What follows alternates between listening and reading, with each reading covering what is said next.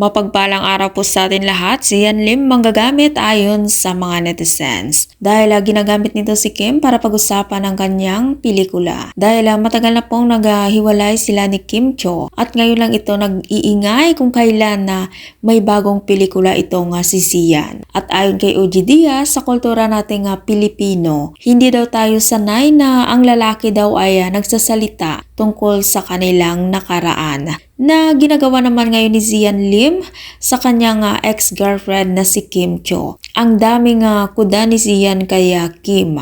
At kung talagang magsasalita daw ang lalaki, dapat daw yung kakahiwalay pa lang abay magsalita na. Sa kaso naman ni Sian abay mukhang nakamove on na ito. Pero bakit ang daldal nito sa social media? Bakit kaya? At 6 na buwan na ang nakaraan nang naghiwalay sila ni Kim, saka lang itong nag-iingay si Sian. At ayon sa mga netizens, kasi nga may kailangan i-promote, kaya kailangan niya talagang mag-ingay. At gagamitin niya ang pangalan ni Kim para mapag-usapan ang kanyang pelikula. Naku, mukhang natatakot si Sian na hindi kikita ang kanyang pelikula. Kaya ba siya panay papansin at parinig kay Kim? Nagtatanong lang naman ako. Ikaw, anong masasabi mo tungkol sa pag-iingay ni Sian Lim ngayon sa kanilang nakaraang pag-iibigan ni Kim Cho na nagwakas na rin?